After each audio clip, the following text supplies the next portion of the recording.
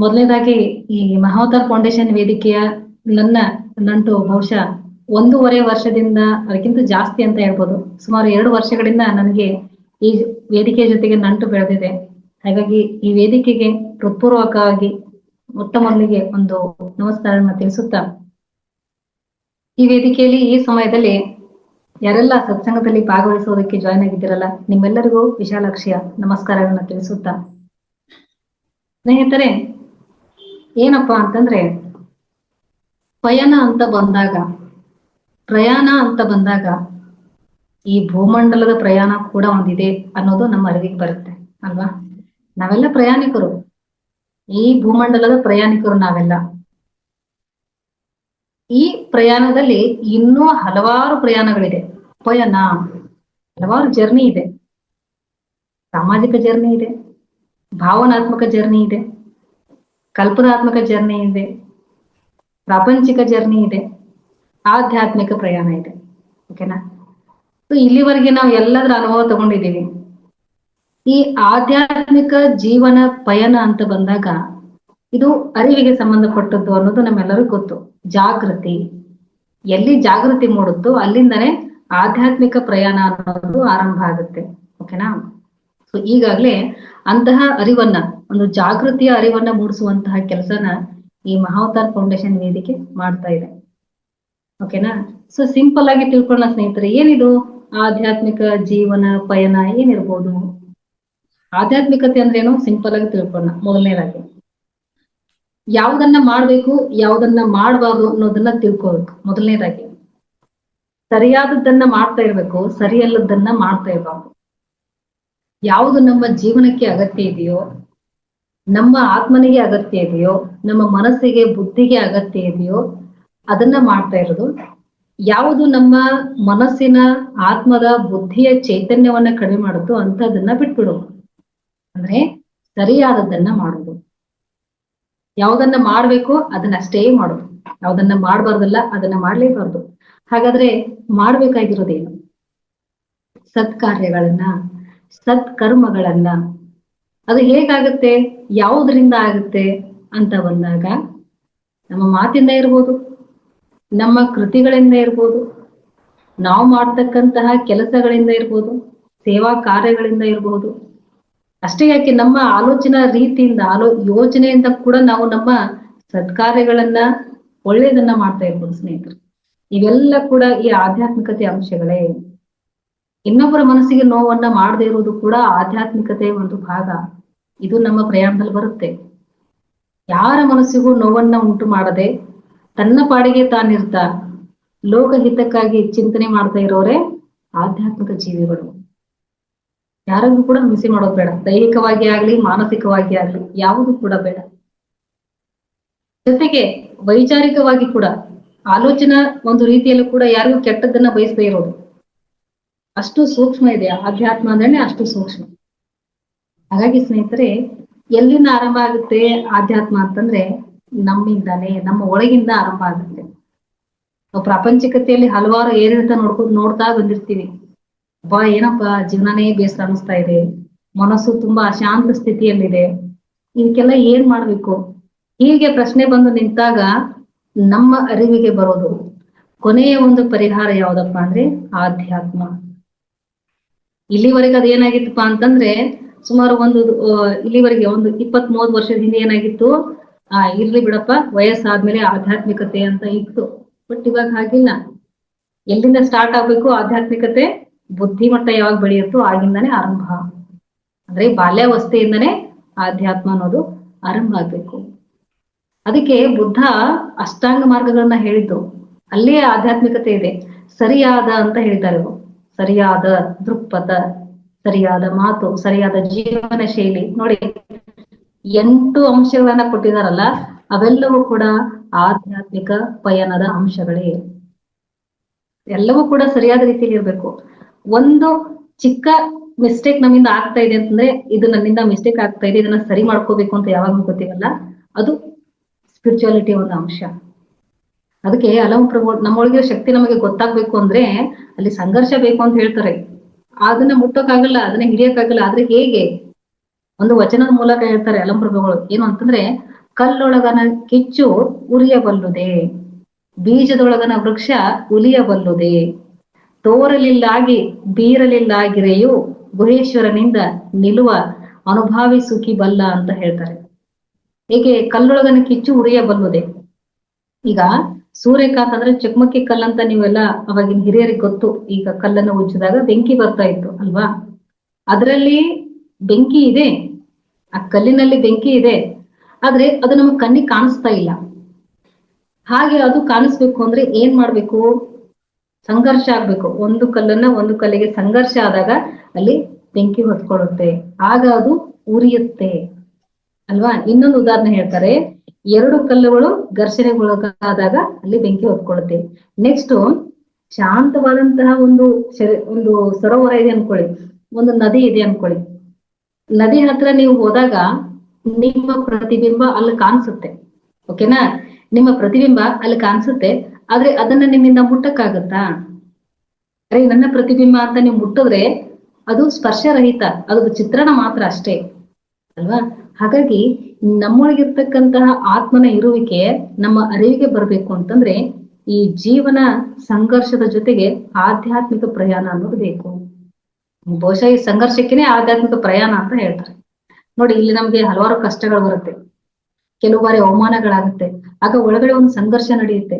ಏನು, ನಾನು ಇಷ್ಟೆಲ್ಲಾ ಸಾತ್ವಿಕ ಭಾವದಲ್ಲಿ ಇದ್ರೂ ಕೂಡ ನನಗೆ ಇಷ್ಟು ಕಷ್ಟ ಬರ್ತಿದ್ಯಲ್ಲ, ಇಷ್ಟು ಅವಮಾನಗಳಾಗ್ತಾ ಇದೆಯಲ್ಲ. ಕೆಲವೊಮ್ಮೆ ಆಧ್ಯಾತ್ಮ ಮಾರ್ಗವನ್ನ ಆಯ್ಕೆ ಮಾಡ್ಕೊಂಡ್ಮೇಲೆ ಇನ್ನಷ್ಟು ಕಷ್ಟ ಬರ್ತಿದ್ಯಲ್ಲ, ಯಾಕೆ ಅನ್ನುವಂತ ಪ್ರಶ್ನೆ ಬರುತ್ತೆ. ಕಾಮನ್ ಆಗಿ ಎಲ್ರಿಗೂ ಬಂದಿದ್ದೆ.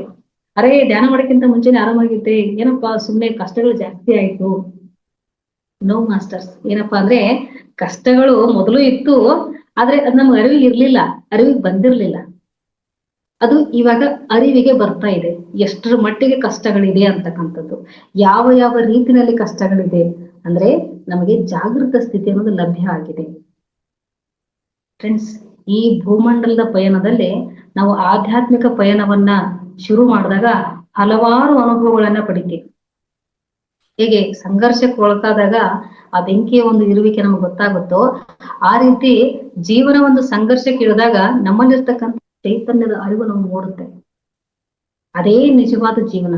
ಆಗ ನೋಡಿ ಜೀವನಕ್ಕೊಂದು ಕಳೆ ಬರುತ್ತೆ. ಅಬ್ಬಾ, ಮಹಾವತಾರ್ ಫೌಂಡೇಶನ್ ವೇದಿಕೆಗೆ ಬಂದಾದ್ಮೇಲೆ ಹಲವಾರು ಸತ್ಸಂಗ ಕೇಳ್ತಾ ಇದ್ದೀವಿ, ಕೆಲವಷ್ಟನ್ನ ಅಳವಡಿಸ್ಕೊಳ್ತಾ ಇದ್ದೀವಿ, ಆಗ ನನಗೆ ಜೀವನ ಸಾರ್ಥಕ ಅನಿಸ್ತು. ಇಷ್ಟು ದಿವಸ ಎಲ್ಲೋ ಇದನ್ನ ಕಳ್ಕೊಂಡಿದ್ನಲ್ಲ ಅಂತ ಫೀಲ್ ಆಗುತ್ತೆ ಅಲ್ವಾ? ಇದೇ ಸ್ನೇಹಿತರೆ, ಇದಕ್ಕೆ ಆಧ್ಯಾತ್ಮಿಕತೆ ಅಂತ ಕರಿತೀವಿ. ಯಾವ್ದಪ್ಪ ಆಧ್ಯಾತ್ಮಿಕ ಪ್ರಯಾಣ, ಜೀವನ ಪ್ರಯಾಣ ಅಂದ್ರೆ ಯಾವಾಗ್ಲೂ ಕೂಡ ನಮ್ಮಲ್ಲಿರ್ತಕ್ಕಂಥ ಸಂತೋಷದ ಚಿಲುಮೆ ಕಡಿಮೆ ಆಗಲ್ಲ, ಅದೇ ಪ್ರಯಾಣ. ಆಧ್ಯಾತ್ಮಿಕ ಪ್ರಯಾಣ ಅಂದ್ರೆ ಅದೇ. ಕೊರತೆಗಳಿದ್ರು ಕೂಡ ಅದ್ರ ಕಡೆ ಗಮನ ಇರಲ್ಲ. Yes, it's okay, no problem, ಇದೆಲ್ಲ ಕೂಡ ನನ್ನ ಆಯ್ಕೆನೆ. ಹಾಗಾಗಿ ಫ್ರೆಂಡ್ಸ್, ಏನಪ್ಪಾ ಅಂದ್ರೆ ಇಲ್ಲಿರ್ತಕ್ಕಂಥ ಭೂಮಂಡಲದ ಸೊಬಗನ್ನ ನೋಡಿ ಆನಂದಿಸಬೇಕೇ ವಿನಃ ಅದ್ರಲ್ಲಿ ಇರ್ತಕ್ಕಂಥ ಕೊರತೆಗಳನ್ನ ನೋಡ್ತಾ ಕೂತ್ಕೋಬಾರದು. ಇದೇ ಆಧ್ಯಾತ್ಮಿಕತೆ. ಒಂದು ಹೂ ಅರಳುತ್ತೆ, ಸುಂದರವಾದಂತ ಹೂ ಯಾರಿಗೋಸ್ಕರ ಅರಳಿದೆ ಒಂದೊಮ್ಮೆ ಯೋಚನೆ ಮಾಡೋಣ. ಹಲವಾರು ಹೂ ಗಿಡ ಗಂಟೆಗಳಿದೆ, ಪ್ರತಿ ದಿನ ಮುಂಜಾನೆ ಸುಂದರವಾದಂತ ಹೂವನ್ನ ಅರಳಿಸುತ್ತೆ. ಆ ಒಂದು ಗಿಡದ ಕೆಲಸ ಅದು ಯಾರಿಗೋಸ್ಕರ ಅರಳಿಸುತ್ತೆ? ಇಡೀ ದಿನ ಆ ಹೂವನ್ನ ಹಾಗೇ ನಗಿಸ್ತಾ ಇರುತ್ತೆ. ಯಾರಿಗೋಸ್ಕರ? ನಮಗೋಸ್ಕರ ಸ್ನೇಹಿತರೆ. ನೋಡಿ, ಜಗತ್ತಿನಲ್ಲಿ ಇರ್ತಕ್ಕಂಥ ಎಲ್ಲ ವ್ಯವಸ್ಥೆ ಮನುಷ್ಯನ ಆನಂದಕ್ಕೋಸ್ಕರ ಇದೆ ಅನ್ನೋದನ್ನ ನಾವು ಯಾವತ್ತೂ ಮರಿಬಾರ್ದು. ಯಾವ್ದಕ್ಕೋಸ್ಕರ ಗೊತ್ತಾ? ಇವನು ಆಧ್ಯಾತ್ಮಿಕ ಜೀವಿ ಆಗ್ಲಿ, ಆಧ್ಯಾತ್ಮಕ್ಕೆ ಬರ್ಲಿ ಅಂತಕ್ಕಂಥದ್ದು ಎಲ್ಲ ಕೂಡ ಸ್ಫೂರ್ತಿದಾಯಕನೇ. ನಾವು 70, 80, 100 ವರ್ಷ ಬದುಕ್ತೀವಿ, ನಮ್ಮ ಮುಖ ಹೇಗಿರುತ್ತೆ? ಆ ಒಂದು ದಿನದ ಜೀವನ ಇರುತ್ತೆ ಹೂವಿಂದು, ಅದ್ರ ಮುಖ ಹೇಗೆ? ಯಾರಿಗೋಸ್ಕರ ಅರಳಿದೆ? ನಮಗೋಸ್ಕರ. ಇದನ್ನ ತಿಳ್ಕೊಳ್ಳೋದೇ ಆಧ್ಯಾತ್ಮ.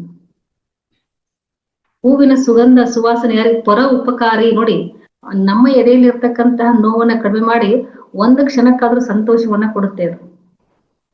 ಹಾಗಾಗಿ ಸ್ನೇಹಿತರೆ, ಪ್ರತಿಯೊಂದು ಹೂ ಇರ್ಬೋದು, ಹಣ್ಣಿರ್ಬೋದು, ಬೀಸುವಂತಹ ಗಾಳಿ ಇರ್ಬೋದು, ಎಲ್ಲ ಕಡೆ ಚೆಲ್ಲಿದಂತಹ ಬೆಳಕೆ ಇರ್ಬೋದು, ಎಲ್ಲವೂ ಕೂಡ ಮನುಷ್ಯನನ್ನ ಆಧ್ಯಾತ್ಮಿಕ ಜೀವಿಯನ್ನಾಗಿ ಪರಿವರ್ತನೆ ಮಾಡೋದ್ರಲ್ಲಿ ನಿರಂತರವಾಗಿ ಶ್ರಮಿಸ್ತಾ ಇದ್ದಾರೆ. ಹರಿಯುವಂತಹ ನದಿ ಹೇಳುತ್ತೆ, ನೀನು ನಿಂತ ನೀರಾಗ್ಬೇಡ, ನೀನು ಹರಿತಾ ಇರು. 4 ಜನರಿಗೆ ಉಪಯೋಗ ಬರ್ತೀರಾ. ಯಾರೋ ವ್ಯವಸಾಯ ಮಾಡ್ತಾರೆ, ಇನ್ಯಾರೋ ಕುಡಿ ನೀರಂತ ಬಳಸ್ತಾರೆ, ಇನ್ಯಾರೋ ಪೂಜೆಗೆ ಅದನ್ನ ಅರ್ಪಿಸ್ತಾರೆ. ನೀನು ಹಾಗೆ ಆಗ್ಬೇಕು. ನಿಂತ ನೀರಾದ್ರೆ ನೀನು ಯಾವುದಕ್ಕೂ ಉಪಯೋಗ ಬರಲ್ಲ. ಇದು ನಿಸರ್ಗ ಕೊಡ್ತಿರ್ತಕ್ಕಂತ ಸಂದೇಶ. ಇದೇ ಆಧ್ಯಾತ್ಮಿಕ ಜೀವನ ಪ್ರಯಾಣದಲ್ಲಿ ಬರ್ತಕ್ಕಂತ ಅಂಶಗಳು ಸ್ನೇಹಿತರೆ. ಎಷ್ಟು ಜನ ನಾವು ಈ ಪ್ರಕೃತಿಯ ಸೊಬಗನ್ನ ನೋಡಿ ಖುಷಿ ಪಟ್ಟಿದೀವಿ. ಹಾಗೆ ಖುಷಿ ಪಟ್ಟವ್ರು ಯಾರು ಗೊತ್ತಾ? ಕುವೆಂಪು ಅವರು, ದ.ರಾ ಬೇಂದ್ರೆಯವರು, ಮಾಸ್ತಿ ವೆಂಕಟೇಶ್ ಅಯ್ಯಂಗಾರ್ ಅವರು, ಪೂರ್ಣಚಂದ್ರ ತೇಜಸ್ವಿ ಅವರು. ನೋಡಿ, ಆ ಪ್ರಕೃತಿಯ ಮಡಿಲಲ್ಲಿ ಇದ್ಕೊಂಡು ಪ್ರಕೃತಿಯನ್ನ ಆಸ್ವಾದಿಸ್ತಾ ಎಷ್ಟು ಭವ್ಯವಾದಂತಹ ಸಾಹಿತ್ಯದ ಒಂದು ಹಿರಿಮೆಯನ್ನ ಕೊಟ್ಟು ಹೋಗಿದ್ದಾರೆ. ಆ ಸಾಹಿತ್ಯದುದ್ದಕ್ಕೂ ಅದನ್ನ ಓದ್ತಾ ಅದನ್ನ ಕೇಳ್ತಾ ಹೋದಾಗ ಒಬ್ಬ ಎಂತಹ ಆಧ್ಯಾತ್ಮಿಕ ಸೊಗಡಿದೆ ಇದರಲ್ಲಿ ಅನ್ಸುತ್ತೆ ಅಲ್ವಾ? ಹಾಗೆ ನಮ್ಮ ಬದುಕು ಆಗ್ಬೇಕು ಅಂತಂದ್ರೆ ಸರಿಯಾದದ್ದನ್ನ ಮಾಡ್ತಾ ಇರ್ಬೇಕು, ಸರಿಯಲ್ಲದನ್ನ ಬಿಡ್ತಾ ಇರ್ಬೇಕು. ಬರೀ ನಾವ್ ಏನ್ ಮಾಡ್ತಾ ಇದ್ದೀವಿ? ದೇಹ ಮತ್ತು ಮನಸ್ಸು ಖುಷಿ ಆಗೋದಕ್ಕೋಸ್ಕರ ಎಲ್ಲವನ್ನ ಮಾಡ್ತಾ ಇದ್ದೀವಿ. ಸ್ನೇಹಿತರೆ, ನಿಜಕ್ಕೂ ಆನಂದ ಎಲ್ಲಿಂದ ಆರಂಭ ಆಗುತ್ತೆ ಅಂದ್ರೆ ಆತ್ಮನಿಂದ ಆರಂಭ ಆಗುತ್ತೆ. ಆತ್ಮನನ್ನ ನೀವು ಒಮ್ಮೆ ಸಂತೋಷ ಪಡಿಸಿ ಸಾಕು, ಪದೇ ಪದೇ ಸಂತೋಷ ಪಡಿಸೋ ಅಗತ್ಯ ಇಲ್ಲ. ಆದ್ರೆ ಮನಸ್ಸನ್ನ ಪದೇ ಪದೇ ಸಂತೋಷ ಪಡಿಸ್ತಾನೆ ಇರ್ಬೇಕು. ಹೇಗೆ? ಒಂದು ಸೀರೆ ತಗೊಂಡ್ಬರ್ತೀರಾ, ರೇಷ್ಮೆ ಸೀರೆ ಅಲ್ವಾ? 2,000 ಕೊಟ್ಟು ರೇಷ್ಮೆ ಸೀರೆ ತಗೊಂಡ್ಬರ್ತೀರಾ. ಆ ಸಂತೋಷ ಎಷ್ಟು ದಿವಸ ಇರುತ್ತೆ? ಹಬ್ಬಬ್ಬ ಅಂದ್ರೆ ಆ ಸೀರೆ ಬಣ್ಣ ಮಾಸ್ ಹೋಗೋ ತನಕ ಇರುತ್ತೆ. ಅಲ್ಲಿ ತನಕನೂ ಇರಲ್ಲ. ಇವಾಗ 1 ವಾರ ಅಂದ್ರೆ ಮುಗೀತು. ನೆಕ್ಸ್ಟ್ ಮತ್ತೊಂದು ಸೀರೆ ಕಡೆ ಗಮನ ಹೋಗಿರುತ್ತೆ. ಮತ್ತೆ ಯಾರಾದ್ರೊಂದು ಹೊಸ ಸೀರೆ ಉಟ್ಕೊಂಡ್ ಬಂದ್ರ, ಅರೇ ನನ್ನ ಹತ್ರ ಈ ಸೀರೆ ಇಲ್ವಲ್ಲ, ಇಂಥ ಸೀರೆ ತಗೋಬೇಕು. ನನ್ನ ಹತ್ರ ಈ ಒಡವೆ ಇಲ್ಲಲ್ಲ, ಇಂಥ ಒಡವೆ ತಗೋಬೇಕು. ಇದು ಮನಸ್ಸಿನ ಆನಂದ, ಇದು ಶಾಶ್ವತ ಅಲ್ಲ. ದೇಹದ ಆನಂದ ಹೇಗೆ?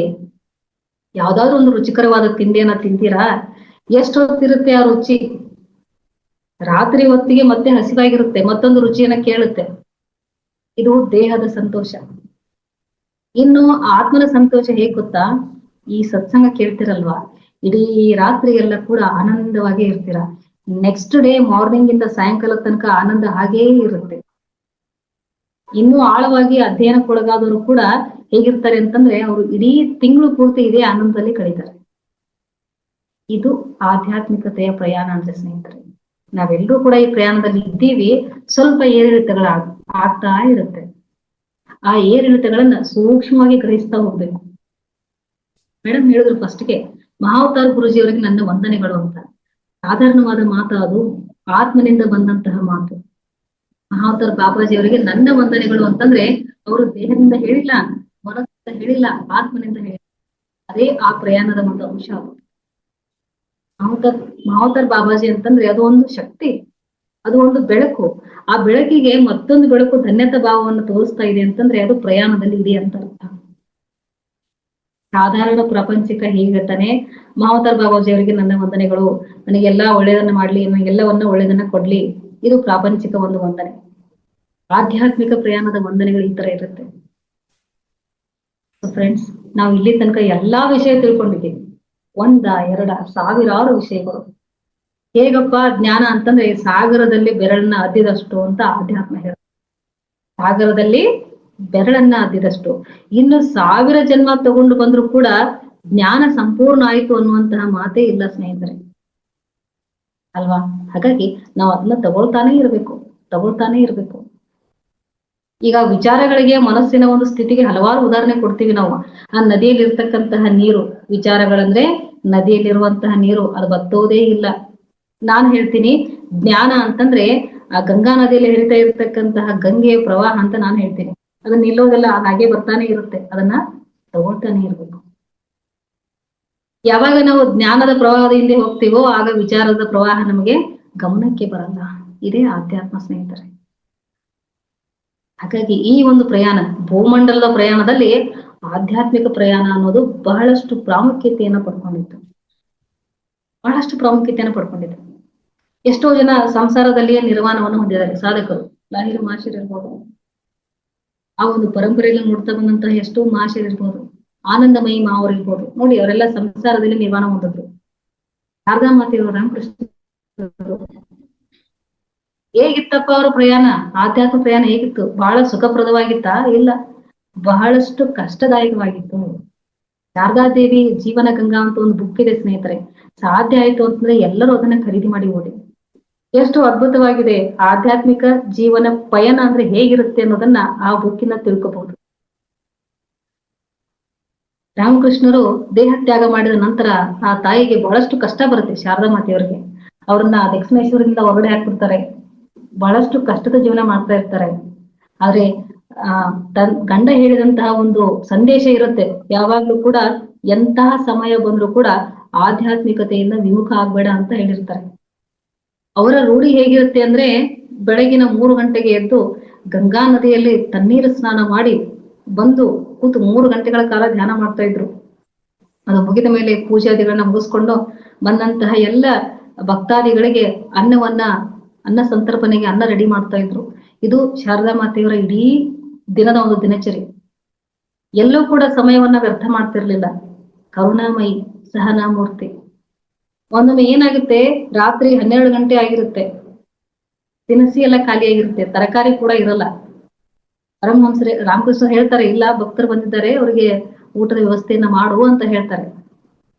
ಆಗ ಮಹಾತಾಯಿ ಏನ್ ಮಾಡ್ತಾರೆ ಅಂತಂದ್ರೆ, ಒಂದಿಷ್ಟು ಈಗ ಏನ್ ಮಾಡಿರ್ತಾರೆ, ತರಕಾರಿ ಕಟ್ ಮಾಡಿದಂತ ಒಂದು ತ್ಯಾಜ್ಯ ವಸ್ತು ಇರುತ್ತಲ್ಲ, ಒಂದು ಬದನೆಕಾಯಿ ಸಿಪ್ಪೆನೋ ಇನ್ನೊಂದು ಇರುತ್ತಲ್ಲ, ಅದನ್ನ ಚೆನ್ನಾಗಿ ಕ್ಲೀನ್ ಆಗಿ ತೊಳೆದು ಕಟ್ ಮಾಡಿ ಒಂದು ಉತ್ತಮವಾದಂತಹ ಅನ್ನವನ್ನ ಅಲ್ಲಿ ಅವರಿಗೆ ಬಡಿಸ್ತಾರೆ, ಅಡಿಗೆನ ಬಡಿಸ್ತಾರೆ.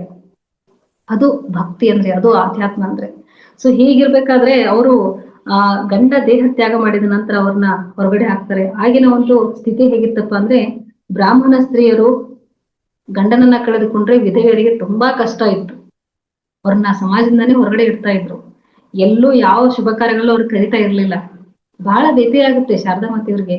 ನೀವು ನನ್ನ ಬಿಟ್ಟು ಹೋಗ್ಬಿಟ್ರಿ, ನಾನು ಹೇಗೆ ಜೀವನ ಮಾಡ್ಬೇಕು, ನನ್ನ ಜೀವನ ಈ ತರ ಇದೆ, ಈ ಪ್ರಯಾಣ ನಂದು ಸುಖಕರವಾಗಿರುತ್ತಾ, ಹೇಗ್ ಮಾಡ್ಲಿ ಅಂತ ಕೇಳಿದಾಗ ಕನಸಿನ ರೂಪದಲ್ಲಿ ಬಂದವ್ರು ಹೇಳ್ತಾರೆ, ನೀನು ಏನನ್ನೇ ಬಿಟ್ರು ಕೂಡ ಧ್ಯಾನವನ್ನ ಮಾತ್ರ ಬಿಡ್ಬೇಡ. ನೀನು ನಿನ್ನ ಅನ್ನವನ್ನ ನೀನೇ ಸಂಪಾದನೆ ಮಾಡ್ಕೋ, ನಿನಗೆ ಬೇಕಾಗಿರೋ ಪದಾರ್ಥಗಳನ್ನು ನೀನೇ ಬೆಳೆದು ಉಣ್ಣು ಅಂತ ಹೇಳ್ತಾರೆ. ಶಾರದಾ ಮಾತೆಯವ್ರ ಸ್ಥಿತಿ ಹೇಗಿತ್ತು ಗೊತ್ತಾ ಸ್ನೇಹಿತರೆ? ಊಟ ಮಾಡ್ಲಿಕ್ಕೆ ನಮಗೆ ಖಾರ ಇಲ್ಲದ್ರೂ ಪರವಾಗಿಲ್ಲ, ಅಟ್ಲೀಸ್ಟ್ ಉಪ್ಪಾದ್ರೂ ಬೇಕು. ಅವರಲ್ಲಿ ಉಪ್ಪು ಕೂಡ ಇರಲಿಲ್ಲ. ಉಪ್ಪು ಸಂಪಾದನೆ ಮಾಡುವಂತಹ ಸಾಮರ್ಥ್ಯ ಕೂಡ ಶಾರದಾ ಮಾತೆಯವರಿಗೆ ಇರಲಿಲ್ಲ. ತಮ್ಮ ಮನೆ ಅಂಗಳದಲ್ಲಿ ಒಂದಿಷ್ಟು ಸೊಪ್ಪನ್ನ ಬೆಳ್ಕೊಂತ ಇರ್ತಾರೆ, ಒಂದಿಷ್ಟು ಭತ್ತವನ್ನ ಬೆಳ್ಕೊಂಡು ಅದೇ ಅನ್ನವನ್ನ ಸಪ್ಪೆ ಊಟವನ್ನ ಮಾಡ್ತಾ ಆಧ್ಯಾತ್ಮಿಕ ಜೀವನವನ್ನ ಸಾಗಿಸಿದ್ರು. ಮುಂದೊಂದು ದಿವಸ ಬರುತ್ತೆ, ಮತ್ತೆ ಎಲ್ಲ ರಾಮಕೃಷ್ಣರ ಶಿಷ್ಯಂದ್ರು ಸೇರಿ ಬರ್ತಾರೆ. ತಾಯಿ, ನಿಮ್ಮ ಮಹತ್ವ ನಮ್ಗೆ ಗೊತ್ತಾಯ್ತು, ನೀವು ಬನ್ನಿ ಅಂತ ಮತ್ತೆ ಪುನಃ ಅವರಿಗೆ ಎಲ್ಲ ಅವಕಾಶ ಕೊಟ್ಟು ಕರೀತಾರೆ. ಇವತ್ತಿನ ದಿವಸ ನಾವು ಅವ್ರನ್ನ ಏನಂತ ಕರಿತೀವಿ? ಶಾರದಾ ಮಾತೆ ಅಂತ ಕರಿತೀವಿ. ಇಡೀ ಜಗತ್ತೇ ಅವ್ರನ್ನ ತಾಯಿ ಅಂತ ಒಪ್ಕೊಂತು ಸ್ನೇಹಿತರೆ. ಆಧ್ಯಾತ್ಮಿಕ ಜೀವನ ಪ್ರಯಾಣವನ್ನ ಮಾಡಿದ್ರೆ ಹಾಗೆ ಮಾಡ್ಬೇಕು. ಸ್ವಲ್ಪ ಕುಂದು ಕೊರತೆಗಳು ನಮ್ಗೆ ಆ ಮಟ್ಟಿಗೆ ಕಷ್ಟ ಏನಿಲ್ಲ ಅಲ್ವಾ? ಆ ಮಟ್ಟಿನ ಒಂದು ಸ್ಥಿತಿ ನಮ್ಗೇನಿಲ್ಲ ಅಲ್ವಾ? ತುಂಬಾ ಹಾಯಾಗಿದೆ ನೋಡಿ. ಎಷ್ಟು ಒಳ್ಳೆ ಅವಕಾಶ ನಮ್ಮ ರಂಗನಾಥ್ ಸರ್ ಮಾಡಿಕೊಟ್ಟಿದ್ದಾರೆ ಅಂತಂದ್ರೆ, ನಮ್ಮ ಮನೆಗಳಲ್ಲಿ ಕೂತು ಆರಾಮಾಗಿ ಸತ್ಸಂಗವನ್ನ ಕೇಳ್ಬೋದು, ಧ್ಯಾನವನ್ನ ಮಾಡ್ಬೋದು. ಇಷ್ಟು ಒಳ್ಳೆ ಅವಕಾಶ ಅಲ್ವಾ? ಹಾಗಾಗಿ ಈ ವೇದಿಕೆಗೆ ಒಮ್ಮೆ ಧನ್ಯವಾದ ತಿಳಿಸೋಣ, ಓಕೆನಾ? ಸೊ ಈ ಪ್ರಯಾಣ ಅನ್ನೋದು ಹೇಗೆ ಸ್ನೇಹಿತರೆ? ಇದು ಏರು ಮತ್ತು ಇಳಿತಗಳ ಮಧ್ಯೆ ಇರ್ತಕ್ಕಂತಹ ಪ್ರಯಾಣ. ಈ ಪ್ರಯಾಣದಲ್ಲಿ ನಾವು ಮಧ್ಯ ಮಾರ್ಗವನ್ನ ಅನುಸರಿಸೋದು 2ನೇ ಪಾಯಿಂಟ್. ಮೊದಲನೇದೇನೋ ಸರಿಯಾದದ್ದನ್ನ ಮಾಡ್ತಾ ಇರೋದು, ಸರಿಯಾದದ್ದನ್ನ ಬಿಡ್ತಾ ಇರೋದು. ಯಾವುದು ಸರಿಯಾದದ್ದು? ನಮ್ಮ ಆತ್ಮ ಹೇಳುತ್ತೆ ನಮಗೆ, ಇದನ್ನೇ ಮಾಡು, ಇದನ್ನ ಮಾಡ್ಬೇಡ ಅಂತ ಹೇಳುತ್ತೆ. 2ನೇದು ಯಾವ್ದಪ್ಪ ಅಂದ್ರೆ ಮಧ್ಯ ಮಾರ್ಗವನ್ನ ಅನುಸರಿಸೋದು. ಯಾವುದು ಕೂಡ ಅತಿ ಬೇಡ ಸ್ನೇಹಿತರೆ. ಅತಿ ಸರ್ವತ್ರ ವರ್ಜಯೇತ್. ಅತಿಯಾಗಿ ತಿನ್ನೋದು ಬೇಡ, ಕಡಿಮೆ ತಿನ್ನೋದು ಬೇಡ. ಅತಿಯಾಗಿ ಮಾತಾಡೋದು ಬೇಡ, ಕಡಿಮೆ ಮಾತಾಡೋದು ಬೇಡ. ಅತಿಯಾಗಿ ಸೇವೆ ಮಾಡೋದು ಬೇಡ, ಹಾಗೆ ಕಡಿಮೆ ಸೇವೆ ಮಾಡೋದು ಕೂಡ ಬೇಡ. ಅತಿಯಾಗಿ ಕೇಳಿಸ್ಕೊಳ್ಳೋದು ಬೇಡ, ಹಾಗೆ ಕಡಿಮೆ ಕೇಳಿಸ್ಕೊಳ್ಳೋದು ಕೂಡ ಬೇಡ. ಅತಿಯಾದ ಕೆಲಸ ಬೇಡ, ಹಾಗೆ ಕಡಿಮೆ ಕೆಲಸ ಮಾಡೋದು ಕೂಡ ಬೇಡ. ಅತಿಯಾದ ಹೊಗಳಿಕೆ ಬೇಡ, ಹಾಗೆ ಕಡಿಮೆ ಹೊಗಳಿಕೆ ಕೂಡ ಬೇಡ. ಬೇಕು ಪ್ರಶಂಸೆ ಅನ್ನೋದು ಬೇಕು, ಪ್ರೋತ್ಸಾಹ ಅನ್ನೋದು ಬೇಕು. ಈ ಆಧ್ಯಾತ್ಮ ಸಾಧನೆ ಅನ್ನೋ ವಿಷಯಕ್ಕೆ ಬಂದಾಗ ನಾವು ಇನ್ನೂ ಹೆಜ್ಜೆ ಮಾಡ್ತಾ ಹೋದ್ರೆ ಒಳ್ಳೇದು ಅಂತ ನನ್ನ ಅಭಿಪ್ರಾಯ. ಹಾಗಾಗಿ ಸ್ನೇಹಿತರೆ, ಈ ಪ್ರಯಾಣ ಸುಖಕರವಾದದ್ದೆಲ್ಲ ನೆನ್ಪಿಟ್ಕೊಳ್ಳಿ. ಇದು ಸಂಘರ್ಷದ ಒಂದು ಪ್ರಯಾಣ. ಎಷ್ಟು ಸಂಘರ್ಷ ಮಾಡ್ತೀವೋ ಅಷ್ಟು ನಮ್ಮಲ್ಲಿ ಮಾನವೀಯತೆ ಅನ್ನೋದು ಜಾಗೃತ ಆಗುತ್ತೆ. ಯಾವಾಗ ಮಾನವೀಯತೆ ಜಾಗೃತ ಆಗುತ್ತೋ ಅದು ನಮ್ಮನ್ನ ಆಧ್ಯಾತ್ಮದ ಕಡೆಗೆ ಕರ್ಕೊಂಡು ಹೋಗುತ್ತೆ. ಎಸ್, ನೀನು ಮನುಷ್ಯ ಅದೇ, ಮನುಷ್ಯನ ನಂತರ ಮಾಡ್ಬೇಕಾದಂತ ಕರ್ತವ್ಯ ಏನು, ಮಾನವೀಯತೆಯನ್ನೆಲ್ಲ ಕಡೆ ತೋರಿಸ್ತೀವಿ, ಕರುಣಾ ಭಾವ, ಸೇವೆ ಎಲ್ಲವನ್ನ ತೋರಿಸ್ತೀವಿ. ಆ ಒಂದು ಭಾವ ಉದ್ದೀಪನ ಆಗುತ್ತೆ. ಇಷ್ಟೆಲ್ಲ ಮಾಡಿದ ನಂತರ ನೀನ್ ಯಾರು, ನಿಸ್ವಾರ್ಥ ಭಾವ ಬಂತು, ಹಾಗಾದ್ರೆ ನೀನ್ ಯಾರು? ಆಗ ಆತ್ಮ ಪ್ರಯಾಣ ಆರಂಭ ಆಗುತ್ತೆ. ನಾನು ಯಾರು? ನಾನು ಚೈತನ್ಯ. ಅದನ್ನ ಕಂಡ್ಕೋಬೇಕಲ್ಲ. ಹಾಗಾದ್ರೆ ಏನ್ ಮಾಡ್ಬೇಕು? ಆ ಸೂರ್ಯಕಾಂತ ಕಲ್ಲ ನೋಡಿ, ಸೂರ್ಯಕಾಂತ ಕಲ್ಲನ್ನ ಹೇಗೆ ಸಂಘರ್ಷ ಮಾಡಿದಾಗ ಬೆಂಕಿ ಹೊತ್ಕೊಳ್ಳುತ್ತೋ, ಅದೇ ರೀತಿ ಈ ಪ್ರಾಪಂಚಿಕತೆ ಮತ್ತು ಆಧ್ಯಾತ್ಮಿಕತೆ ಈ ಸಂಘರ್ಷ ಮಾಡಿದಾಗ್ಲೇ ಆತ್ಮನ ಶಕ್ತಿ ಅನ್ನೋದು ಅರ್ಥ ಆಗುತ್ತೆ. ಹಲವಾರು ವಿಷಯ ಇದೆ ಸ್ನೇಹಿತರೆ, ಹಲವಾರು ವಿಷಯ ಇದೆ. ಒಂದ ಎರಡ, ಸಾವಿರಾರು, ಅನ್ಗಿನತ್ ಅಂತ ಹೇಳ್ಬೋದು. ನಾವಿಲ್ಲಿ ಬಂದಿರೋದೇ ಕಲಿಯೋದಕ್ಕೋಸ್ಕರ. ಭೂಮಂಡಲ ಅನ್ನೋದು ಒಂದು ದೊಡ್ಡ ಪಾಠಶಾಲೆ ಸ್ನೇಹಿತರೆ. ಈ ಪಾಠಶಾಲೆಯಲ್ಲಿ ನಮಗೆ ಹಲವಾರು ಸಿಲೆಬಸ್ ಇರುತ್ತೆ, ಹಲವಾರು ಗುರುಗಳು ಬರ್ತಾರೆ. ನೋಡಿ, ದತ್ತಾತ್ರೇಯ ಜೀವನ ಚರಿತ್ರೆ ತಾವೆಲ್ಲ ಓದಿದಿರ ಅನ್ಸುತ್ತೆ. 24 ಗುರುಗಳು ಅಂತ ಹೇಳ್ತಾರೆ ದತ್ತಾತ್ರೇಯರು. ಒಂದು ಹೆಬ್ಬಾವು, ಪಾರಿವಾಳ, ಒಂದು ನದಿ, ಒಬ್ಬ ಬೇಟೆಗಾರ, ಒಂದು ಪಾರಿವಾಳದ ಕುಟುಂಬ, ಇದೆಲ್ಲ ಕೂಡ ಅವರಿಗೆ ಗುರುಗಳಾಗ್ತಾರಂತೆ. ಇವೆಲ್ಲ ಕೂಡ ಗುರುಗಳು. ಗಾಳಿ, ನೀರು, ಪಂಚಭೂತಗಳೆಲ್ಲ ಗುರುಗಳು. ಹಾಗೆ ಗುರು ತತ್ವವನ್ನ ಪ್ರತಿಯೊಂದರಲ್ಲೂ ಕಾಣುವಂತಹ ವಿದ್ಯೆ ಯಾವ್ದಪ್ಪ ಅಂದ್ರೆ ಆಧ್ಯಾತ್ಮ ಸ್ನೇಹಿತರು. ನಾವೆಲ್ಲ ಆ ಪ್ರಯಾಣದಲ್ಲಿ ಇದೀವಲ್ಲ, ಅದ್ಭುತವಾದಂತಹ ದೇಹ ಸಿಕ್ಕಿದೆ. ಯಾವುದಕ್ಕೋಸ್ಕರ? ನನ್ನೊಳಗೆ ಇರ್ತಕ್ಕಂತಹ ಶಕ್ತಿಯನ್ನ ಕಂಡ್ಕೊಳ್ಳೋದಕ್ಕೋಸ್ಕರ. ನೋಡಿ, ನೀವೆಲ್ಲ ಕೆಲಸ ಮಾಡ್ತೀರಾ, ಎಲ್ಲ ಕೆಲಸ ಆದ್ಮೇಲೆ ಸತ್ಸಂಗವನ್ನ ಕೇಳ್ತೀರಾ, ಎಲ್ಲವನ್ನ ಕೇಳ್ತೀರಾ.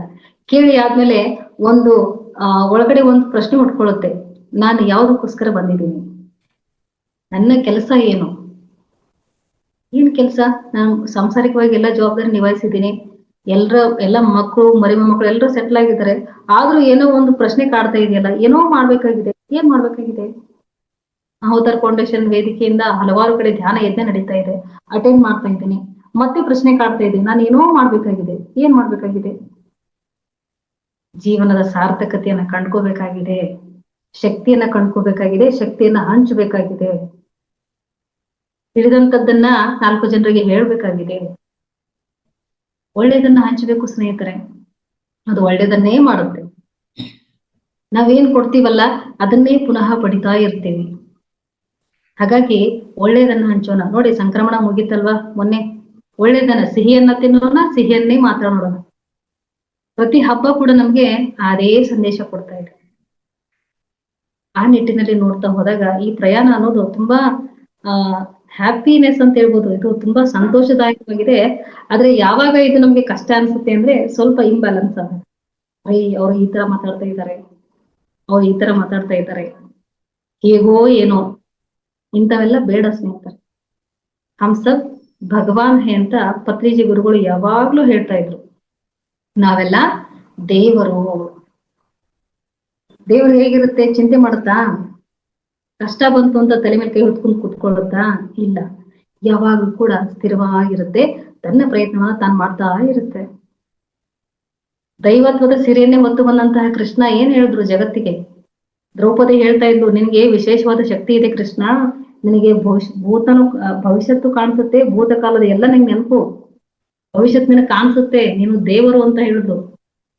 ಹೌದು, ನಾನು ದೇವರು.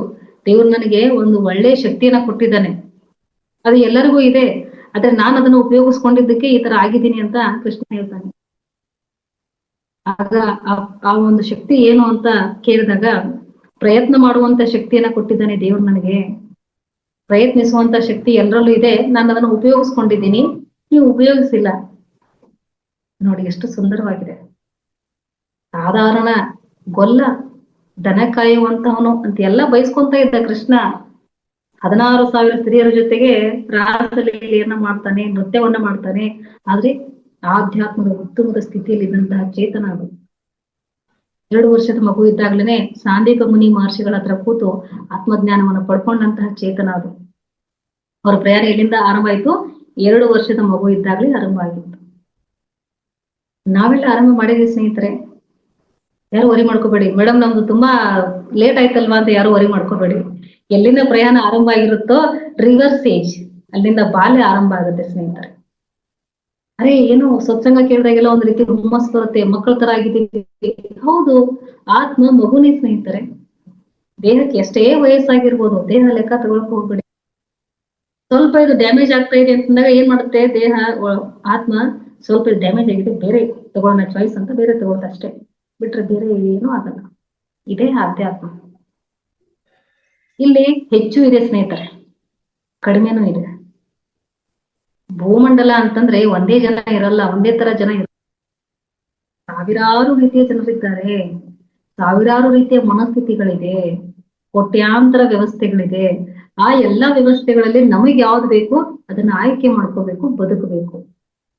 ಹೇಗೆ ನಮ್ಮೊಳಗಿನ ಆನಂದ ಕಡಿಮೆ ಆಗದೆ ಇರೋ ತರ ಬದುಕಬೇಕು. ಅದೇ ಆಧ್ಯಾತ್ಮ ಜೀವನ ಪ್ರಯಾಣ. ಸಿಂಪಲ್ ಆಗಿ ಅರ್ಥ ಆಯ್ತಾ? ಮಾರ್ಕೆಟ್ಗೆ ಹೋಗಿರ್ತೀವಿ, ಎಲ್ಲಾ ತರಕಾರಿಗಳಿರುತ್ತೆ, ಎಲ್ಲಾ ತರಕಾರಿ ತಗೊಂಡ್ಬರ್ತೀವ, ಏನ್ ಮಾಡ್ತೀವಿ, ನಮಗೆ ಯಾವ್ದು ಬೇಕು ಅದನ್ನ ಅಷ್ಟೇ ತಗೊಂಡ್ಬರ್ತೀವಿ, ಹೌದಾ? ಯಾವ್ದ್ರಲ್ಲಿ ಹೆಚ್ಚು ಇಂಟ್ರೆಸ್ಟ್ ಇರುತ್ತೆ ಮತ್ತೆ ನಮಗೆ ಯಾವ್ದು ಇಷ್ಟ ಆಗುತ್ತೆ ಅದನ್ನ ಮಾತ್ರ ತಗೊಂಡ್ಬರ್ತೀವಿ.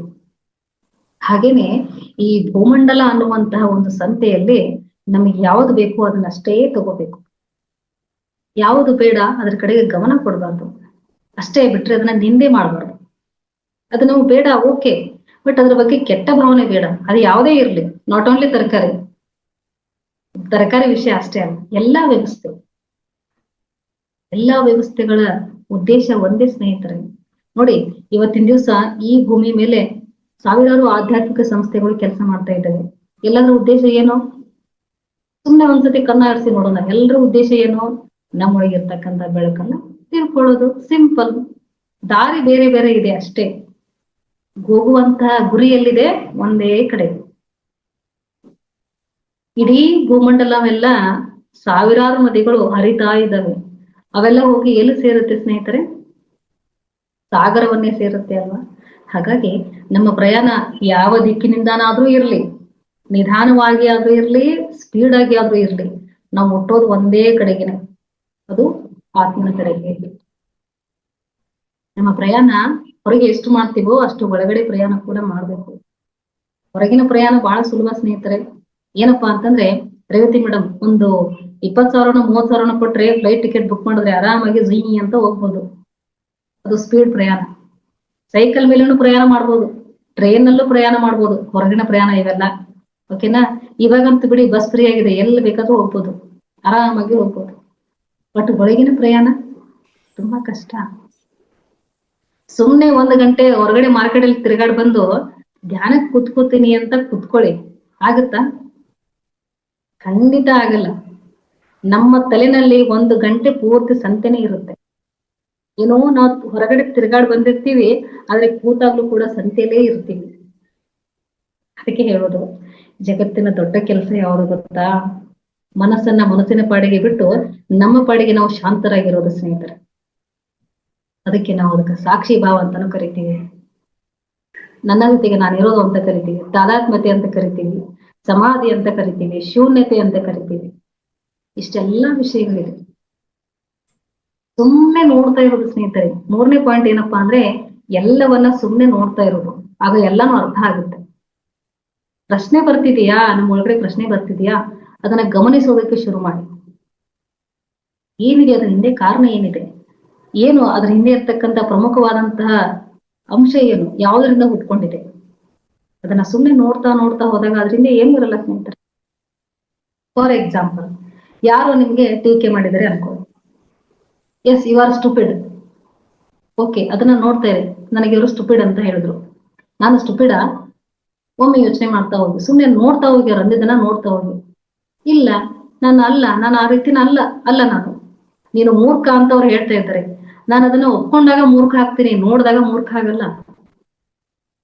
ನೀನು ದಡ್ಡ ಅಂತ ಹೇಳ್ತಾರೆ, ನಾನು ಅದನ್ನ ಒಪ್ಕೊಂಡು ಒಳಗಡೆ ಇಳಿಸ್ಕೊಂಡೆ ಅಂದ್ರೆ ದಡ್ಡ ಆಗ್ತೀನಿ. ಅದನ್ನ ಸುಮ್ನೆ ನೋಡ್ಬಿಟ್ರೆ ದಡ್ಡ ಆಗಲ್ಲ. ನೀನು ಜಾಣ ಅಂತ ಹೇಳ್ತಾರೆ, ನೀನು ಕಿಲಾಡಿ ಅಂತ ಹೇಳ್ತಾರೆ, 100 ಸ್ಟೇಟ್ಮೆಂಟ್ ನಮ್ಮ ಬಗ್ಗೆ ಹೇಳ್ತಾನೆ ಇರ್ತಾರೆ. ಕರ್ಗಿದೆಯಾ, ಬೆಳಗಿದೆಯಾ, ಕುಳ್ಳಿದೆಯಾ, ಹಾಗಿದೆಯಾ, ಹೀಗಿದೆಯಾ. ಎಲ್ಲವನ್ನ ನಮ್ಮ ಒಳಗಡೆ ಯಾವಾಗ ತಗೋತೀವೋ ಆಗ ನಾವು ಅದಕ್ಕೆ ತಕ್ಕ ಹಾಗೆ ಪ್ರತಿಕ್ರಿಯೆ ತೋರಿಸ್ತೀವಿ. ಹಾಗಾಗಿ ಎಲ್ಲವನ್ನ ಸುಮ್ಮನೆ ನೋಡ್ತಾ ಇರೋದಷ್ಟೇ, ಸಾಕ್ಷಿಯಾಗಿ ನೋಡ್ತಾ ಇರೋದು. ಮೊದಲನೇ ಅಂಶ ಏನು? ಯಾವುದನ್ನ ಮಾಡ್ಬೇಕು, ಯಾವುದನ್ನ ಮಾಡಬಾರ್ದು. ಎರಡನೇದ್ದು ಮಧ್ಯ ಮಾರ್ಗವನ್ನ ಅನುಸರಿಸ್ತಾ ಇರಬೇಕು. ಮೂರನೇದ್ದು ಎಲ್ಲವನ್ನ ಸಾಕ್ಷಿಯಾಗಿ ಗಮನಿಸ್ತಾ ಇರಬೇಕು. ಇದು ಆಧ್ಯಾತ್ಮಿಕ ಜೀವನ ಪಯಣದ ನಾನು ಕಂಡ್ಕೊಂಡಂತಹ ಒಂದಷ್ಟು ಅಂಶಗಳ ಸ್ನೇಹಿತರೆ. ಸುಮ್ನೆ ನೋಡ್ತಾ ಇದ್ರೆ ಹಲವಾರು ವಿಷಯ ತಿಳ್ಕೊತೀವಿ. ಏನೋ ಒಂದು ಫಾರ್ ಎಕ್ಸಾಂಪಲ್ ಕ್ಲಾಸ್ ನಡೀತಾ ಇದೆ ಅನ್ಕೊಳ್ಳಿ, ಭಗವದ್ಗೀತೆದೋ ಇನ್ಯಾವ ಒಂದು ಕ್ಲಾಸ್ ನಡೀತಾ ಇದೆ ಅನ್ಕೊಳ್ಳಿ, ಮಧ್ಯೆ ಮಧ್ಯೆ ಎದ್ದು ನಿಂತು ಪ್ರಶ್ನೆ ಕೇಳ್ತಾ ಇದ್ರೆ ಆ ವಿಷಯ ನಿಮ್ಗೆ ಸರಿಯಾಗಿ ಅರ್ಥ ಆಗುತ್ತಾ? ಅರ್ಥ ಆಗಿಲ್ಲ ಸ್ನೇಹಿತರೆ. ಎಲ್ಲವನ್ನ ಸಂಪೂರ್ಣವಾಗಿ ಕೇಳಿಸ್ಕೊಂಡಾದ್ಮೇಲೆ, ಅದು ಮನನ ಆದ್ಮೇಲೆ ಏನಾದ್ರು ಪ್ರಶ್ನೆ ನಿಮ್ಮಲ್ಲಿ ಬಂದಿತ್ತಾ, ಆವಾಗ ನೀವು ಪ್ರಶ್ನೆಯನ್ನು ರೈಸ್ ಮಾಡಿ. ನಾನು ಒಂದು ಉದಾಹರಣೆ ಕೊಡ್ತಾ ಇದ್ದೀನಿ ಅಷ್ಟೇ. ಈ ಜೀವನದಲ್ಲೂ ಕೂಡ ಹಲವಾರು ಉಪನ್ಯಾಸಗಳು ನಡೆದಿರುತ್ತೆ. ಆ ಉಪನ್ಯಾಸಗಳ ಮಧ್ಯೆ ನೀವು ಎದ್ದು ನಿಂತು ಕೇಳ್ತಾ ಹೋದ್ರಿ, ದೇವರೇ ನನ್ಗೆ ಯಾಕೆ ಈ ತರ ಮಾಡಿದೆ, ದೇವರೇ ನನ್ನ ಸ್ಥಿತಿ ಯಾಕೆ ಹೀಗೆ ಅಂತ ಕೇಳ್ತಾ ಹೋದ್ರಿ ಅಂತಂದ್ರೆ ನಿಮಗೆ ಮನನ ಆಗಲ್ಲ, ಆತ್ಮಜ್ಞಾನ ಸಿಗಲ್ಲ ಸ್ನೇಹಿತರೆ. ಅರ್ಜುನ ಹಾಗೆ ಮಾಡಿದ್ದು. ಕೊನೆಗೆ ಬಂದು ನನಗೆ ಏನು ಗೊತ್ತಾಗ್ತಾ ಇಲ್ಲ ಕೃಷ್ಣ, ನಾನು ಪೂರಾ ಬ್ಲ್ಯಾಂಕ್ ಆಗಿದ್ದೀನಿ, ಏನು ಕಾಣಿಸ್ತಾ ಇಲ್ಲ, ನನಗೆ ಅರಿವು ಮೂಡಿಸು. ನಿರಂತರವಾಗಿ ಪ್ರಶ್ನೆ ಕೇಳ್ತಾ ಹೋದ, ಅದಕ್ಕೆ ತಕ್ಕ ಹಾಗೆ ಉತ್ತರನೂ ಬಂತು. ಅದೇ ನಮ್ಮೆಲ್ಲರ ಮುಂದೆ ಭಗವದ್ಗೀತೆ ಆಗಿದೆ ಸ್ನೇಹಿತರೆ. ಎಷ್ಟು ಜನ ಓದಿದ್ರ ಭಗವದ್ಗೀತೆ? ಓದ್ಲೇಬೇಕು. ಭಗವದ್ಗೀತೆ ಅನ್ನೋದು ನಮ್ಮ ಜೀವನವನ್ನ ನಮಗೆ ದರ್ಶನ ಮಾಡಿಸ್ತಕ್ಕಂಥದ್ದು ಸ್ನೇಹಿತರೆ, ಹೌದಾ? ಹಾಗಾಗಿ ಇಂತಹ ಹಲವಾರು ಪ್ರಯತ್ನಗಳು ಹಲವಾರು ವೇದಿಕೆಗಳಿಂದ ನಡೀತಾನೆ ಇದೆ, ಇನ್ನೂ ನಡೆಯುತ್ತೆ. ಇದು ಆಧ್ಯಾತ್ಮಿಕತೆಯ ಒಂದು ಉತ್ತುಂಗದ ಸ್ಥಿತಿ ಸ್ನೇಹಿತರೆ. ಈ ಯುಗನೇ ಹಾಗೆ, ಇದು ಪರಿವರ್ತನೆ ಯುಗ. ಯಾರು ನಾವೆಲ್ಲರೂ ಕೂಡ ಪುಣ್ಯವಂತರೇ ಅಂತ ಹೇಳ್ಬೋದು. ಭೌತಿಕ ದೇಹ ನಮ್ಗೆ ಸಿಕ್ಕಿದೆ, ಜೊತೆಗೆ ಆಧ್ಯಾತ್ಮಿಕ ಒಂದು ಅಂಶ ಪ್ರಯಾಣ ನಮ್ಗೆ ಸಿಕ್ಕಿದೆ ಅಂದ್ರೆ ಇದಕ್ಕಿಂತ ದೊಡ್ಡ ಭಾಗ್ಯ ಇನ್ನೊಂದು ಬೇಕಾ? ನಮ್ಮ ಕನಸುಗಳು ಹೇಗಿರ್ಬೇಕು ಅಂದ್ರೆ ಲೋಕ ಕಲ್ಯಾಣಾರ್ಥವಾದಂತಹ ಕನಸುಗಳಿರ್ಬೇಕು. ನಮ್ಮ ಬಯಕೆಗಳು ಜಗತ್ತನ್ನ ಪರಿವರ್ತನೆ ಮಾಡುವಂತಹ ಬಯಕೆಗಳಿರ್ಬೇಕು. ಸಿದ್ದೇಶ್ವರಪ್ಪಾಜಿಯವರು ಒಂದ್ ಕಡೆ ಹೇಳ್ತಾರೆ, ನಮಗೂ ಕನಸು ಬೀಳುತ್ತೆ, ನಮ್ಮ ಬಯಕೆಗಳು ಇರುತ್ತೆ. ಹೇಗೆ ಅಂತಂದ್ರೆ ಧ್ಯಾನದಲ್ಲಿ ಕೂತಾಗ ಮನೆ ತುಂಬಾ ದುಡ್ಡು ಸುರಿದ ಹಾಗೆ, ಆ ಒಂದು ಕಿಟಕಿಯಿಂದ ಬಂಗಾರ ಬಂದಂಗೆ ಈ ತರ ಎಲ್ಲ ಆಗುತ್ತೆ. ಅದೇನು ಬೇಡ. ನಾನೇ ಒಂದು ದೊಡ್ಡ ಸಂಪತ್ತು ಅನ್ನುವಂತಹ ಭಾವ ಮೂಡುತ್ತಲ್ಲ, ಅದೇ ಒಂದು ನಿಜವಾದ ಭಾವ, ಅದೇ ನಿಜವಾದ ಧ್ಯಾನದ ಸಂಪತ್ತು ಸ್ನೇಹಿತರೆ, ಅಲ್ವಾ? ನಾವು ಇಲ್ಲಿ ಇದ್ದೀವಿ ಅಂತ ಈ ಜಗದ ಸ್ವಭಾವವನ್ನು ನೋಡ್ತಾ ಇದ್ದೀವಿ. ನಾವ್ ಇಲ್ಲಿ ಇಲ್ಲ ಅಂತಂದ್ರೆ ಇದನ್ನ ನೋಡಕ್ ಆಗ್ತಿತ್ತ? ಇಲ್ಲ. ಅತೀ ಕಷ್ಟದ ಸಮಯದಲ್ಲಿ ಹೇಳ್ತಾರೆ ಕೆಲವು ಜನ, ಯಾಕಾದ್ರೂ ಬದುಕಿದ್ದೀನೋ ದೇವ್ರೆ, ನನ್ನ ಮೇಲ್ ಕರ್ಕೊಂಡ್ಬಿಡು ಸಾಕು. ನಾವಿಲ್ಲಿ ಇದ್ದೀವಿ ಅಂತಾನೆ ಎಲ್ಲವನ್ನ ನೋಡ್ತಾ ಇದ್ದೀವಿ. ಮೇಲೆ ಏನಿದೆ ಸ್ನೇಹಿತರೆ? ಮೇಲೆ ಸಿನಿಮಾ ಥಿಯೇಟರ್ ಇಲ್ಲ, ಮೇಲೆ ಉತ್ತಮವಾದಂತ ಉಪಹಾರ ಗೃಹಗಳಿಲ್ಲ, ಕ್ಯಾಂಟೀನ್ಗಳಿಲ್ಲ, ವೆರೈಟಿ ನಮ್ಗೆ ತಿಂಡಿಗಳಲ್ಲಿ ಸಿಗಲ್ಲ, ಒಳ್ಳೆ ಬಟ್ಟೆ ಅಂಗಡಿಗಳಲ್ಲಿ ಇಲ್ಲ, ಏನೂ ಇಲ್ಲ. ಯಾಕೆ? ಇಲ್ಲಿ ಭೌತಿಕ ದೇಹನೇ ಇಲ್ಲ. ಅಲ್ಲಿರೋದು ಓನ್ಲಿ ಅಸ್ಟ್ರಲ್ ಬಾಡಿ ಅಷ್ಟೇ, ಅದು ಬೆಳಕು. ಅಲ್ಲಿ ಯಾವ ಸ್ಟಾಲ್ಗಳಿಲ್ಲ, ಎಲ್ಲ ಇರೋದು ಇಲ್ಲೇ ಸ್ನೇಹಿತರೆ. ಬಹುಶಃ ಮಹಾವತಾರ್ ಫೌಂಡೇಶನ್ ವೇದಿಕೆ ಅಲ್ಲೂ ಕೂಡ ಇದೆ, ಆಸ್ಟ್ರೇಲಿಯಾ ಇದೆ ಅದು ಅಲ್ಲಿ. ಅದು ಬಿಟ್ರೆ ಇನ್ ಯಾವುದೂ ಇಲ್ಲ. ನಾನು ಮುಖಸ್ತುತಿ ಮಾಡ್ತಾ ಇಲ್ಲ ಸ್ನೇಹಿತರೆ. ವೇದಿಕೆ ಎಂತಹ ಕೆಲಸ ಮಾಡ್ತಾ ಇದೆ ಅಂತಂದ್ರೆ ಆತ್ಮ ಜಾಗೃತಿಯನ್ನ ಮೂಡಿಸುವಂತ ಕೆಲಸ ಮಾಡ್ತಾ ಇದೆ. ಇದು ಸಾಧಾರಣವಾದ ಕೆಲಸ ಅಲ್ಲ. ಬಹಳಷ್ಟು ಪ್ರಶಂಸೆಯನ್ನ ವ್ಯಕ್ತಪಡಿಸ್ತಾ ಇದ್ರು ಪತ್ರಿಜಿ ಗುರುಗಳು. ಆಧ್ಯಾತ್ಮವನ್ನ ಬಿತ್ತರಿಸುವಂತ ಯಾವುದೇ ವೇದಿಕೆ ಇರಲಿ, ಅದಕ್ಕೆ ನನ್ನ ವಂದನೆಗಳು ಅಂತ ಹೇಳಿ ಇದೆ. ನಾವು ಈ ಆಧ್ಯಾತ್ಮಿಕ ಪಯಣದಲ್ಲಿ ಕಂಡ್ಕೋಬೇಕಾಗಿರ್ತಕ್ಕಂಥದ್ದು ನಾವೆಲ್ಲ ವಿದ್ಯಾರ್ಥಿಗಳು ಸ್ನೇಹಿತರೆ.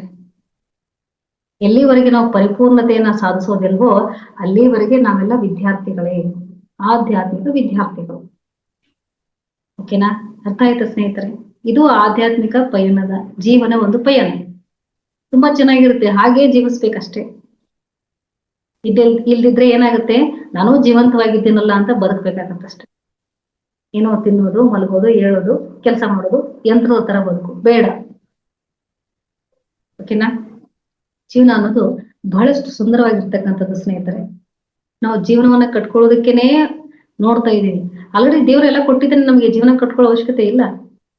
ನಾವಿಲ್ಲಿ ಏನ್ ಕಟ್ಟಬೇಕಾಗಿದೆ ಅಂತಂದ್ರೆ ಆಧ್ಯಾತ್ಮದ ಅರಮನೆಯನ್ನ ಕಟ್ಟಬೇಕಾಗಿದೆ. ಅದರಲ್ಲಿ ಬಾಳು ಮಾಡೋಣ ಸ್ನೇಹಿತರೆ.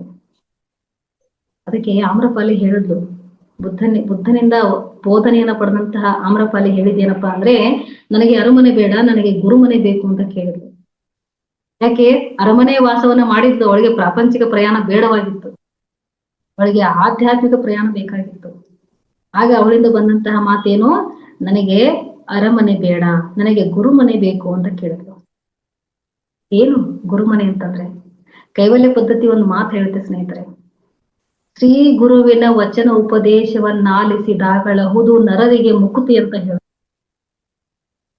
ಶ್ರೀ ಗುರುವಿನ ಸದ್ಗುರುವಿನ ವಚನ ಮತ್ತು ಉಪದೇಶಗಳನ್ನ ಆಲಿಸ್ತಾ ಅದನ್ನ ಆಚರಿಸ್ತಾ ಹೋದ್ವಿ ಅಂತಂದ್ರೆ ಆಗ್ಲೇ ಮುಕ್ತಿ ಅನ್ನೋದು ನರರಿಗೆ ಸಿಗುತ್ತೆ ಅಂತಕ್ಕಂಥದ್ದು ಕೈವಲ್ಯ ಪದ್ಧತಿ ಹೇಳೋದು ಸ್ನೇಹಿತರೆ.